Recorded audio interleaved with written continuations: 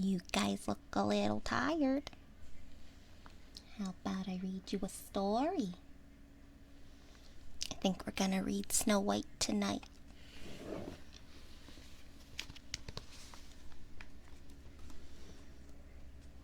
It was in the middle of winter, when the broad flakes of snow were falling around, that a certain queen sat working at a window, the frame of which was made of fine black ebony, and as she was looking out upon the snow, she pricked her finger, and 3 drops of blood fell upon it. Then she gazed thoughtfully upon the red drops, which sprinkled the white snow, and said, "Would that my little daughter may be as white as that snow, as red as the blood, and as black as the ebony window frame." And so the little girl grew up. Her skin was as white as snow, her cheeks as rosy as the blood, and her hair as black as ebony, and she was called Snow White. But this queen died, and the king soon married another wife, who was very beautiful, but so proud that she could not bear to think that anyone could surpass her. She had a magical looking-glass to which she used to go and gaze upon herself in it and say, "Tell me, glass, tell me true, of all the ladies in the land, who is the fairest? Tell me who."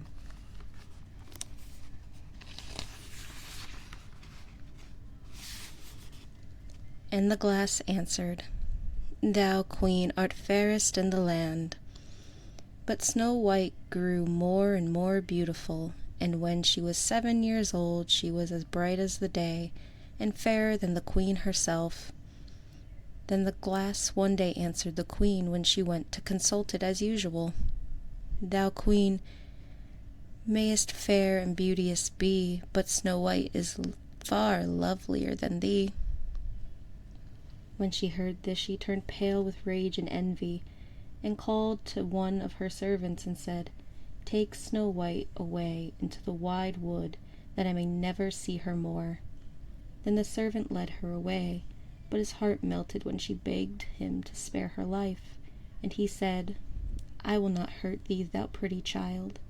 So he left her by herself, and though he thought it most likely that the wild beasts would tear her in pieces, he felt as if a great weight were taken off his heart when he had made up his mind not to kill her, but leave her to her fate.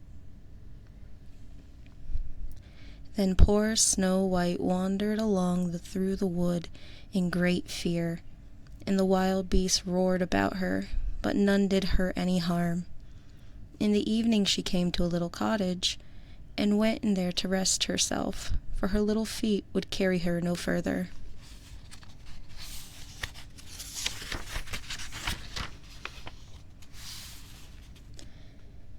Everything was spruce and neat in the cottage. On the table was spread a white cloth, and there were 7 little plates with 7 little loaves, and 7 little glasses with wine in them, and knives and forks laid in order, and by the wall stood 7 little beds. Then, as she was very hungry, she picked a little piece off each loaf, and drank a very little wine out of each glass. And after that she thought she would lie down and rest. So she tried all the little beds, and one was too long, and another was too short, till at last the 7th suited her, and there she laid herself down and went to sleep. Presently in came the masters of the cottage, who were 7 little dwarves that lived among the mountains, and dug and searched for gold. They lighted up their 7 lamps, and saw directly that all was not right. The first said, "Who has been sitting on my stool?" The second, "Who has been eating off my plate?" The third, "Who has been picking my bread?" The fourth, "Who has been meddling with my spoon?" The fifth, "Who has been handling my fork?" The sixth, "Who has been cutting with my knife?" The 7th, "Who has been drinking my wine?" Then the first looked around and said, "Who has been lying on my bed?" and the rest came running to him, and everyone cried out that somebody had been upon his bed. But the seventh saw Snow White, and called all his brethren to come and see her. And they cried out with wonder and astonishment, and brought their lamps to look at her, and said, "Good heavens, what a lovely child she is!" And they were delighted to see her, and took care not to wake her. And the seventh dwarf slept an hour with each of the other dwarves in turn, till the night was gone.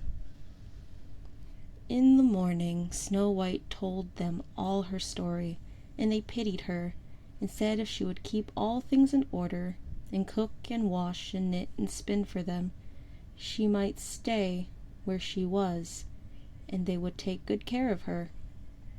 Then they went out all day long to their work, seeking for gold and silver in the mountains, and Snow White remained at home.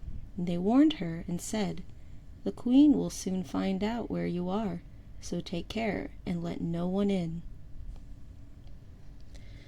But the queen, now that she thought Snow White was dead, believed she was certainly the handsomest lady in the land, and she went to her glass and said, "Tell me, glass, tell me true, of all the ladies in the land, who is fairest? Tell me who."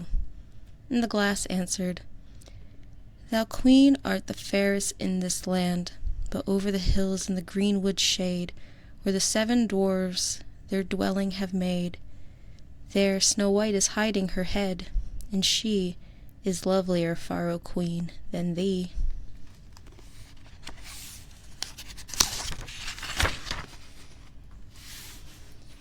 Then the queen was very much alarmed, for she knew that the glass always spoke the truth, and she was sure that the servant had betrayed her, and she could not bear to think that anyone lived who was far more beautiful than she was. So she disguised herself as an old peddler, and went her way over the hills to the place where the dwarfs dwelt. Then she knocked at the door and cried, "Fine wares to sell." Snow White looked out at the window and said, "Good day, good woman. What have you to sell?"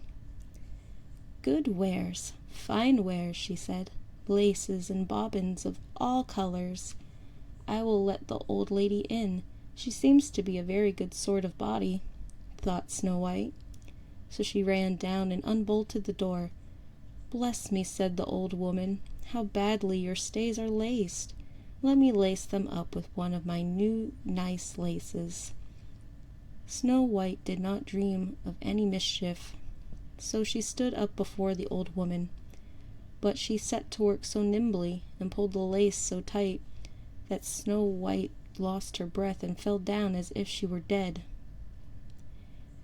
"There's an end of all thy beauty," said the spiteful queen, and went away home. In the evening the dwarves returned, and I need not say how grieved they were to see their faithful Snow White stretched upon the ground motionless, as if she were quite dead. However, they lifted her up, and they found what was the matter. They cut the lace, and in a little time she began to breathe, and soon came to life again. Then they said, "The old woman was the queen herself. Take care another time, and let no one in when we are away."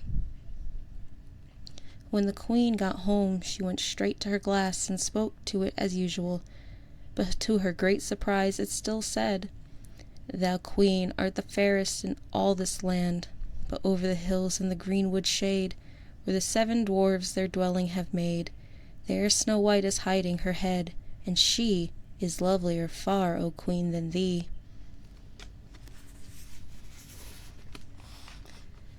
Then the blood ran cold in her heart with spite and malice to see that Snow White was still lived, and she dressed herself up again in a disguise, but very different from the one she wore before, and took with her a poisoned comb. When she reached the dwarf's cottage, she knocked at the door and cried, "Fine wares to sell." But Snow White said, "I dare not let anyone in." Then the queen said, "Only look at my beautiful combs," and gave her the poisoned one, and it looked so pretty that she took it up and put it into her hair to try it. But the moment it touched her head, the poison was so powerful that she fell down senseless. "There you may lie," said the queen, and went her way. But by the good luck the dwarves returned very early that evening, and when they saw Snow White lying on the ground, they thought what had happened, and soon found the poisoned comb. And when they took it away, she recovered, and told them all that had passed, and they warned her once more not to open the door to anyone. Meantime, the queen went home to her glass and trembled with rage when she received exactly the same answer as before. And she said, "Snow White shall die if it costs me my life." So she went secretly into a chamber and prepared a poisoned apple. The outside looked very rosy and tempting, but whoever tasted it was sure to die. Then she dressed herself up as a peasant's wife and traveled over the hills to the dwarf's cottage and knocked at the door. But Snow White put her head out the window and said, "I dare not let anyone in, for the dwarves have told me not to." "Do as you please," said the old woman, "but at any rate take this pretty apple. I will make you a present of it." "No," said Snow White, "I dare not take it." "You silly girl," answered the other, "what are you afraid of? Do you think it is poisoned? Come, do you eat one part and I will eat the other." Now the apple was so prepared that one side was good, though the other side was poisoned.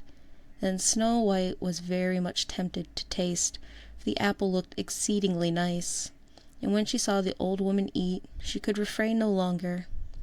But she had scarcely put the piece into her mouth than she fell down dead upon the ground. "This time nothing will save thee," said the queen, and she went home to her glass, and at last it said, "Thou, queen, art the fairest of all the fair." And then her envious heart was glad, and as happy as such a heart could be. When evening came and the dwarves returned home, they found Snow White lying on the ground. No breath passed her lips, and they were afraid that she was quite dead. They lifted her up and combed her hair, and washed her face with wine and water, but all was in vain, for the little girl seemed quite dead. So they laid her down upon a briar, and all 7 watched and bewailed her 3 whole days. And then they proposed to bury her, but her cheeks were still rosy, and her face looked just as it did while she was alive. So they said, "We will never bury her in the cold ground." And they made a coffin of glass so that they might still look at her, and wrote her name upon it in golden letters, and that she was a king's daughter. And the coffin was placed upon the hill, and one of the dwarves always sat by it and watched. And the birds of the air came too, and bemoaned Snow White. First of all came an owl, and then a raven, but at last came a dove. And thus Snow White lay for a long time, and it still only looked as though she were asleep, for she was even now as white as snow, and as red as blood, and as black as ebony. At last a prince came and called at the dwarf's house, and he saw Snow White and read what was written in golden letters. Then he offered the dwarves money, and earnestly prayed them to let him take her away, but they said, "We will not part with her for all the gold in the world." At last, however, they had pity on him, and gave him the coffin. But the moment he lifted it up to carry it home with him, the piece of apple fell from between her lips, and Snow White awoke and said, "Where am I?" And the prince answered, "Thou art safe with me." Then he told her all that had happened, and said, "I love you better than all the world. Come with me to my father's palace, and you shall be my wife." And Snow White consented, and went home with the prince, and everything was prepared with great pomp and splendor for their wedding. To the feast was invited among the rest Snow White's old enemy, the queen, and as she was dressing herself in fine rich clothes, she looked in the glass and said, "Tell me, glass, tell me true, of all the ladies in the land, Who is fairest? Tell me who. And the glass answered, Thou, lady, art loveliest here, I ween, but lovelier far is the new-made queen. When she heard this, she started with rage, but her envy and curiosity were so great that she couldn't help setting out to see the bride. And when she arrived and saw that it was no other than Snow White, who, as she thought, had been dead a long while, she choked with passion and fell ill and died. But Snow White and the prince lived and reigned happily over that land many, many years. Good night, little Lopes. Good night.